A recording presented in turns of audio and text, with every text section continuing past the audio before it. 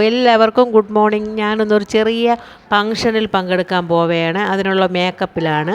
മേക്കപ്പൊക്കെ കഴിഞ്ഞാൽ എനിക്ക് അടുക്കളയിൽ ഒന്നുകൂടി നോക്കിയാൽ എനിക്കൊരു സമാധാനമുള്ളൂ. അതുകൊണ്ട് ഞാൻ അടുക്കളയിലൊക്കെ വന്നു.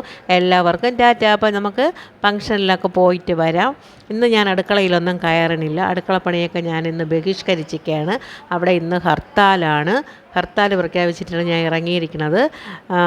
അങ്ങനെ ഞാനതാ പോയിട്ട് വരമ്പയാണ് പോണത്. വയലിൻ്റെ കരയിലുള്ള റോഡാണ്, അതുവഴിയാണ് പോണത്. എൻ്റെ മാമൻ്റെ വീട്ടിലാണ്.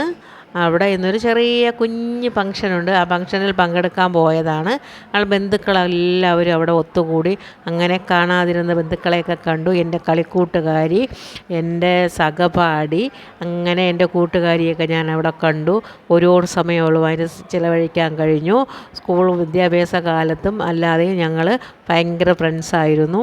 അങ്ങനെ ഒരു ഫ്രണ്ട് ഇന്നും ആ ഫ്രണ്ടായി തന്നെ ഇരിപ്പുണ്ട്. എൻ്റെ മാമിയുടെ മോള് തന്നെയാണ്, അല്ലാതെ പുറത്തൊന്നും ഉള്ളതല്ല. അങ്ങനെ ഫങ്ഷനൊക്കെ കഴിഞ്ഞ് ഭക്ഷണമൊക്കെ കഴിച്ചിട്ട് ഞാൻ തിരിച്ചെത്തിക്കഴിഞ്ഞു. ഇനി ഞാൻ ബഹിഷ്കരിച്ച് അടുക്കളയിലോട്ടൊന്ന് കയറാൻ പോവുകയാണ്.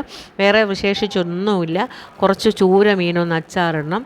അതിലേക്ക് വേണ്ടി ചൂര മീൻ മുളകും ഉപ്പും ഒക്കെ പുരട്ടി നേരത്തെ തന്നെ വച്ചിട്ടുണ്ടായിരുന്നു. വേറെ സ്ഥലങ്ങളിൽ എന്താണ് ഈ മീനിന് പറയണതെന്ന് അറിയില്ല. ഞങ്ങളെ വീട് ചൂര എന്നാണ് പറയണത്. അങ്ങനെ ഒരു ഘട്ടം പൊരിച്ചെടുത്തു. രണ്ടാം ഘട്ടം വീണ്ടും ഇട്ടിക്കുകയാണ്. അത് കഴിഞ്ഞ് ആ നല്ലെണ്ണയിൽ തന്നെ ഒരു സ്പൂണ് കടുകും അര സ്പൂൺ ഉലുവയും ഇട്ടത് വീഡിയോയിൽ കിട്ടിയില്ല കേട്ടോ. ഒരു പിടി മുളക് ഇട്ട് കൊടുത്തു, വറ്റൽ മുളക്.